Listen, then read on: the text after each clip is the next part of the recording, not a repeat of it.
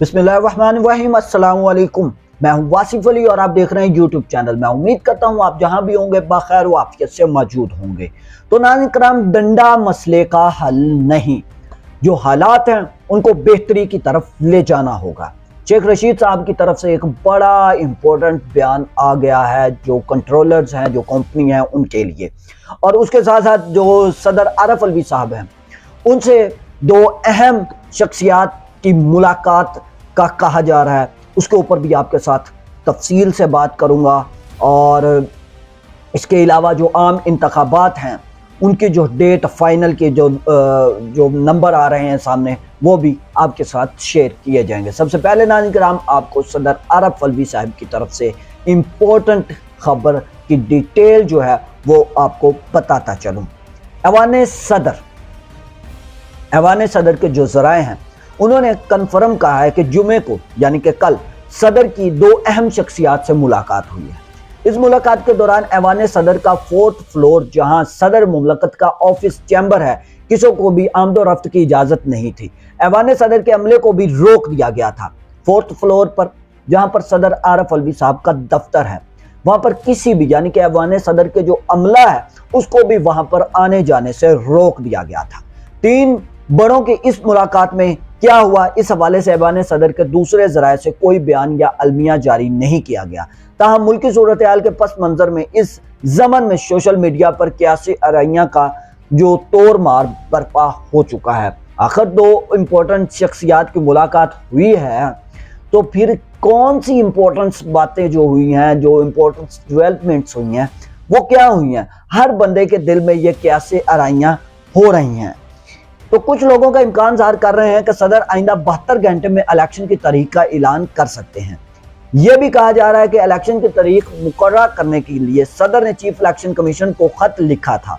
Election commission ने ऐवान सदर जाने से माजरत कर ली थी और ऐवान सदर पर वाज़ेह कर दिया था कि इलेक्शन एक्ट 2017 आर्टिकल 57 के मुताबिक इलेक्शन तारीख मुकर्रर करने का अख्तियार इलेक्शन कमीशन के पास है। सदर ने वजारत कानून से राय तलब की तो वजारत कानून का भी यही जवाब आया, जिसके बाद कहा जा रहा है कि सदर आइन के आर्टिकल 58 के मुताबिक इलेक्शन की तारीख का ऐलान कर सकते हैं।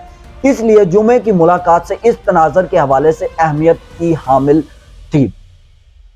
सदर के पास आइन 58 के मुताबिक, आइन के आर्टिकल 58 के मुताबिक सदर आरफ अलवी साहब के पास जो अख्तियार है वो आम इंतखाबात की डेट दे सकते हैं। तो इसके हवाले से जो है ना कैसे आराइयां लगाई जा रही हैं कि जो सदर आरफ अलवी साहब के साथ जो दो अहम शख्सियात की मुलाकात हुई है उसमें यही बात डिस्कस की गई है।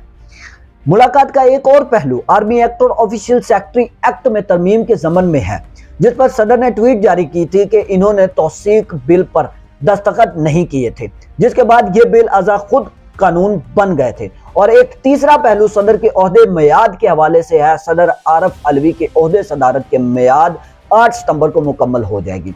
अब इसके अलावा दो और अहम कियासी राइयां लगाई जा रही हैं। एक कियासी राय जो है वो ये कि जो सदर आरफ अलवी साहब ने ट्वीट करके कहा था कि आर्मी एक्ट जो तरमीमी बिल था उसके ऊपर मैंने किसी किस्म के सिग्नेचर नहीं किए, उसके हवाले से भी ये मुलाकात हो सकती है। और उसके बाद सदर आरफ अलवी साहब की जो मियाद है वो रिटायर्ड हो रहे हैं और वो मियाद जो है 8 सितंबर को ख़त्म हो जाएगी, तो उसके हवाले से भी एक मुलाकात में बातचीत हो सकती है। ऐवान सदर ने इस बात की तस्दीक नहीं की कि सदर ओहदे सदारत के मियाद मुकम्मल करके घर चले जाएंगे, क्योंकि आइन के तहत सदर के आने तक, नए जो सदर हैं उनके आने तक मौजूद सदर बरकरार रह सकते हैं। मौजूदा सदर जो हैं आरफ अलवी साहब, नए सदर के आने तक जो आइन है वो कहता है कि नए सदर के आने तक जो है सदर आरफ अलवी साहब या कोई भी सदर जो मौजूदा सदर हो वो सदर रह सकता है। इसके अलावा ऐवान सदर ने आइंदा हफ्ते के लिए सदारती सरगर्मियों का जो मौजूदा शेड्यूल तैयार किया है उसके मुताबिक सदर अलवी आज से 4 रोज दौरे पर लाहौर जा रहे हैं और सदर की 7 सितंबर को वापसी होगी। वो अब जो लाहौर के लिए यानी कि आज 4 रोज के लिए, वो आज 3 सितंबर है, तो वो 4 रोज के लिए जो है वो जा रहे हैं लाहौर दौरे पर, और 4 रोज के बाद यानी कि 7 सितंबर को वो वापस ऐवान सदर में आएंगे। इसके बाद नाज़रीन किराम जो आम इंतखाबात का शेड्यूल है اس کا بھی مجموعہ شیڈول جو ہے، موجودہ شیڈول آپ کہہ سکتے ہیں، اس کو بھی جاری کیا گیا ہے۔ وہ شیڈول کیا ہے؟ ذرائع کے مطابق عام انتخابات 28 جنوری 2024 کو کرائے جانے کا امکان ہے۔ عملے نے پولنگ کے لیے 27 سے 30 جنوری کی تاریخیں تجویز کر دی، تاہم الیکشن کمیشن کی منظوری کے بعد حتمی انتخابی شیڈول جاری کیا جائے گا۔ یہ عملہ ہے جو اس کی طرف سے 27 سے 30 جنوری کی جو تاریخ ہے وہ دی گئی ہے۔ یاد رکھیں الیکشن کمیشن آف پاکستان نے حلقہ بندیوں کا دورانیہ مختصر کر دیا ہے۔ حتمی اشتہارات 23 نومبر کو مکمل ہوں گی۔ اس سے قبل چیف الیکشن کمیشن نے اپنے ایک بیان میں کہا تھا کہ حلقہ بندیاں 14 دسمبر تک مکمل کر لی جائیں گے۔ گزشتہ روز چیف الیکشن کمیشن سکندر سلطان راجہ کی زیر صدارت الیکشن کمیشن آف پاکستان کے اہم اجلاس میں حلقہ بندیوں کا دورانیہ مختصر کر دیا گیا۔ حلقہ بندیوں کی حتمی اشاعت اب 30 نومبر کو مکمل ہوگی۔ دوسری جانب الیکشن کمیشن کی تیاریوں سے متعلق مشاورت کے لیے الیکشن کمیشن کی سیاسی جماعتوں سے ملاقاتوں کا سلسلہ جاری ہے۔ چیف الیکشن کمیشن کا کہنا تھا کہ الیکشن کمیشن ان تجاویز کو قدر کی نگاہ سے دیکھتا ہے اور اب آئین پر اور قانون کے مطابق فیصلہ کرے گا۔ تو یہ ناظرین کرام جو 27 سے 30 جنوری جو ہے، دیکھ لیتے ہیں یہ 27 اور 30 جنوری جو جنوری ہے، فروری ہے، اس میں بھی یہ الیکشن ہوتے ہیں یا نہیں ہوتے۔ لیکن ابھی فی الحال جو الیکشن کمیشن کا ذرائع ہے اس کے مطابق جو خبر ہے وہ 30 سے 27 اکتوبر جو الیکشن کی خبر آ چکی ہے کہ عام انتخابات پاکستان میں انعقاد کیا جائے گا۔ لیکن اس میں بھی ابھی پوری صداقت نہیں ہے election commission, chief election commission کی طرف سے اس کے اوپر کوئی آفیشیل بیان یا کوئی منظوری نہیں دی گئی۔ تو دیکھتے ہیں ناظرین کرام اس میں کیا ہوتا ہے۔ اس کے بعد ناظرین کرام جو رانا ثناء اللہ صاحب ہیں ان کی طرف سے chairman P T I Imran Khan صاحب کی ایک خلاف بیان آیا ہے۔ انہوں نے کیا کہا ہے؟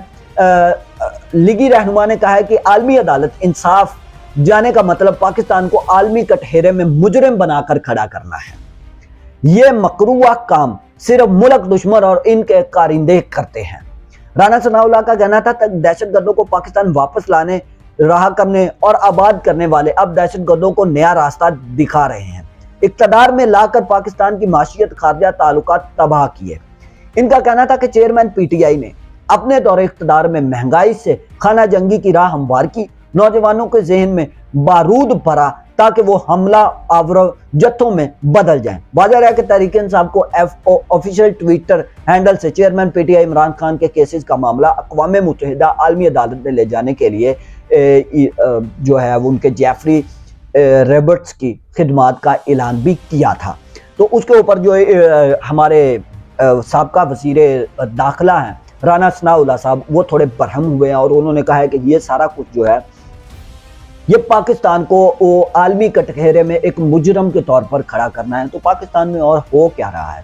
کیا پاکستانی عدالتیں پاکستان میں قانون نافذ کرنے میں کامیاب ہو چکی ہیں؟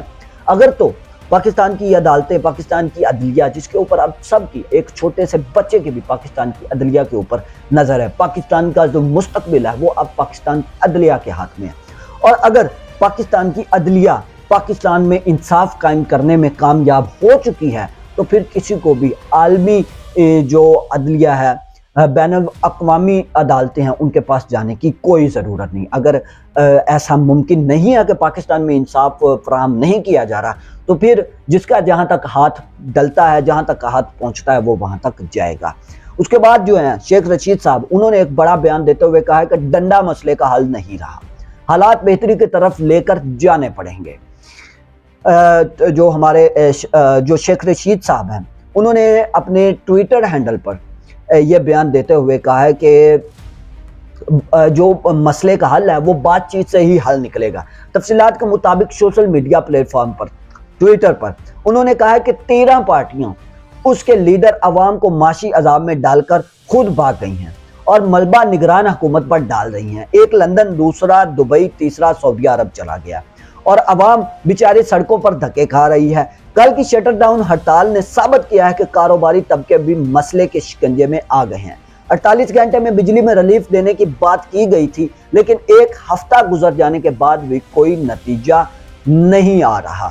تو یہ ناظرین کرام واضح طور پر جو ہمارے نگران وزیر اعظم صاحب ہیں ان کی طرف سے بھی یہ کہا گیا تھا کہ 48 گھنٹے کے اندر اندر ہم جو عوام ہے اس کو بجلی کے بلوں میں ریلیف دیں گے، لیکن ان کی طرف سے کسی قسم کا ریلیف سامنے نہیں آیا۔ اور جو شٹر ڈاؤن ہڑتال کی گئی تھی وہ تو کسی بھی ٹی وی چینل پر دکھائی نہیں گئی، تو یہ کیسے ثابت کریں گے آپ کہ شٹر ڈاؤن ہڑتال ہوئی تھی؟ ناظرین کرام، یہ پاکستان کے لیے میں پہلے بھی کہہ چکا ہوں اور اب بھی کہہ رہا ہوں کہ پاکستان اور پاکستانیوں کے لیے یہ ایک بہت بڑا المیہ ہے کہ ملک بھر میں شٹر ڈاؤن ہڑتال کی جا رہی ہے، ملک بھر میں جو تاجران ہیں وہ ہڑتال پر بیٹھے ہوئے ہیں، اور جو پاکستان کے ہینڈلرز ہیں وہ پاکستان کے میڈیا کو ہینڈل کر کے اس کو یہ روک دیا گیا اور صاف اقدامات دے دیے گئے کہ آپ نے جو ٹی وی چینلز ہیں ان کے اوپر یہ شٹر ڈاؤن ہڑتال نہیں دکھانی۔ تو ناظرین کرام دیکھیے اس پاکستان کو کس طرح سے اللہ بہترین راستوں پر لے کر آتا ہے۔ تو ملتے ہیں کسی نیو ویڈیو میں، تب تک کے لیے آپ اپنا اور اپنے اس چینل کا لازمی خیال رکھیے گا۔ ملتے ہیں کسی نیو ویڈیو میں، تب تک کے لیے اللہ حافظ۔